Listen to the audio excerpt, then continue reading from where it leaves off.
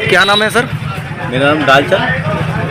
अच्छा, आप फुटकर विक्रेता हैं खाद्य पदार्थों के सामान के। तो जैसा कि आप देख रहे हैं, जब से सरकार ने जीएसटी कम की है सामानों पे, तब से लोगों को राहत की उम्मीद थी, लेकिन बजाय राहत के जनता महंगाई की मार में पिसती हुई नजर आ रही है। क्या कुछ कारण है इसका? कारण तो ये हमको पूरा तरीके से मालूम नहीं है, पर जिस समय पे सरकार का एक घोषणा हुई थी कि जीएसटी घटेगी, उस समय इन कंपनियों ने कुछ 1 आध महीने के लिए राहत दी थी जी। और ऐसा किया था इन्होंने, जैसे 18% से 5% हुआ है, 5% के स्लैब पे ये रेट को ले गए थे दिखाने के लिए।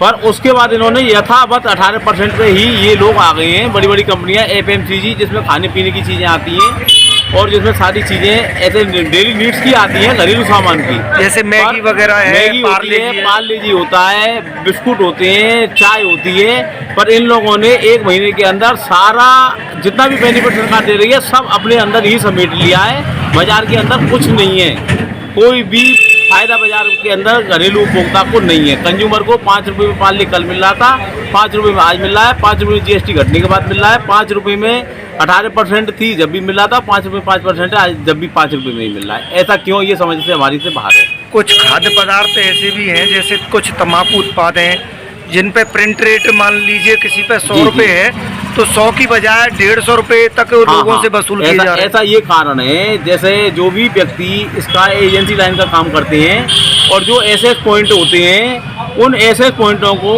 बड़ी कंपनियां ओवर रेट माल दे रही हैं पुराने प्रिंट का, और वो ओवर रेट माल दे रही हैं। वो ये तय करके दे रही हैं, बोले साहब ये माल वापस नहीं होगा और इसी रेट माल आएगा।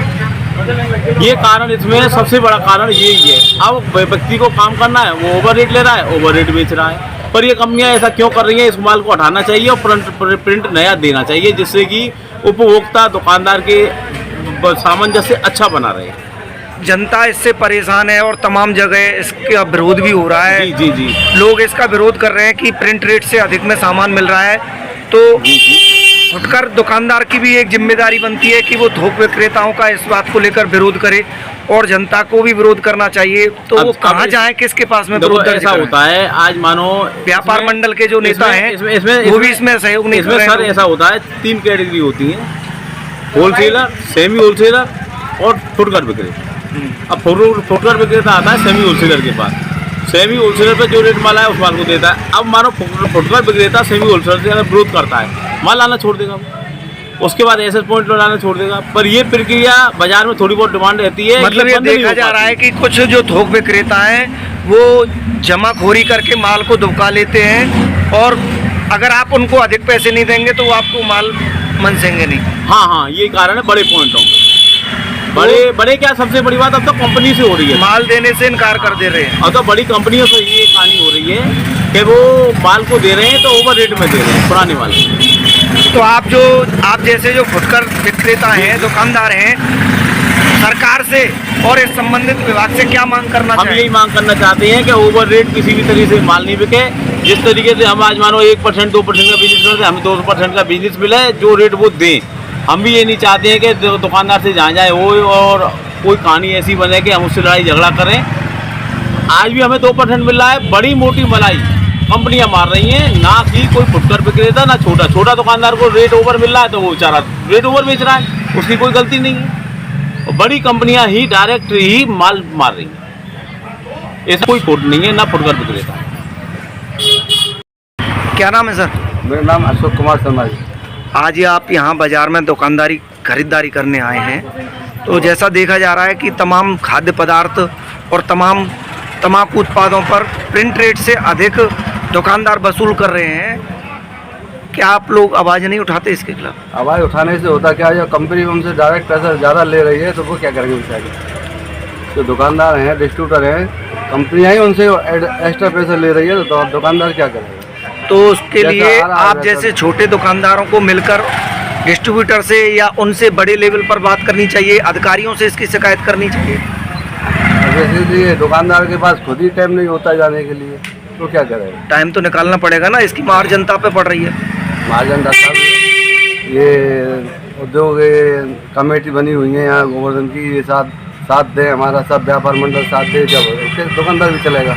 जब वही साथ नहीं देगा तो हम कैसे व्यापार मंडल के यहाँ पर 3-3 धड़े बने हुए हैं, 3-3 व्यापार मंडल के अध्यक्ष हैं यहाँ पे।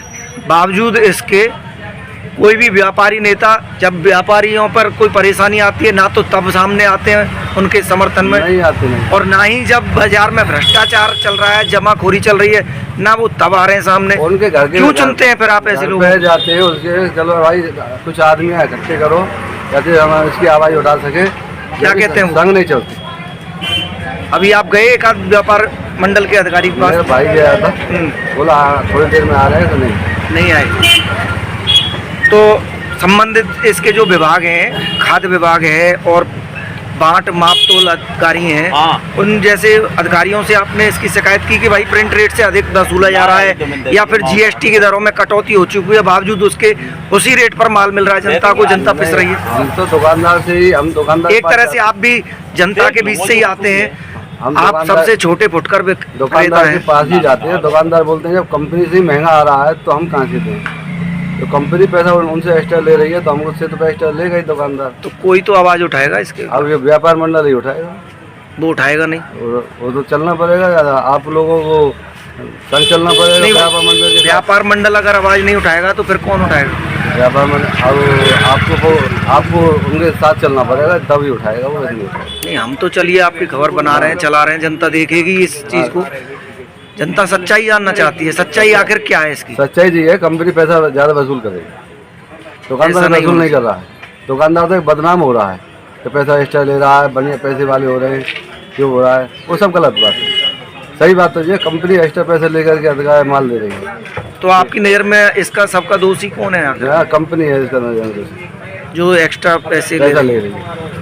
अब पॉलीथिन पे आवाज़ उठा देते हैं, पॉलीथिन मत रखो, पॉलीथिन मत रखो। जब ये कंपनियाँ बनाएंगी नहीं तो दुकानदार लाएगा कहाँ से? जो दुकानदारों को, छोटे दुकानदारों को पकड़ते हैं, बड़े दुकान कंपनियों को नहीं पकड़ते हैं जहाँ कंपनी बनती है। नहीं, वो तो सरकार की भी कमी है, सरकार हाँ। इस पर रोक लगाती है पॉलीथीन पे और खुद ही बिकवाती है। जब उसको माँ को मारो, दुकानदार को क्यों मारो? जब माँ होगी नहीं तो पैदा हुआ ही कहाँ से? जब कंपनी बनेगा नहीं तो दुकानदार लेगा ही कहाँ से? बस छोटा सा एक दुकानदार पकड़ रखा है, अधिकारी आए बैठ गए और 10-20 लाख रुपए दे दो और छुट्टी हो गई उसकी। क्या अधिकारी दुकानदारों से वसूली करके ले हाँ बिल्कुल करके ले जाते। एक आध कोई उदाहरण? उदाहरण तो अब नहीं कह सकता मैं, पर जिनके पास छापा पड़ा है उनके पास पड़ा है। फिलहाल में कोई ऐसी घटना सामने आई है? वो तो कह सकते हैं। फिलहाल में कोई ऐसी घटना? अभी आई है, मामा के यहाँ छापा पड़ा था 2-3 दिन पहले। अच्छा, क्या बेचते हैं वो? सिगरेट, बीड़ी, सिगरेट। तो छापा पड़ने के बाद कुछ कार्रवाई नहीं हुई? अब इसकी जानकारी हमने नहीं ली। नहीं, आप बता रहे थे। हाँ वो अलग चीज़ है, इसकी जानकारी हमने नहीं ली। जो भी है किस विभाग का पड़ा था छापा? काय का पड़ा है?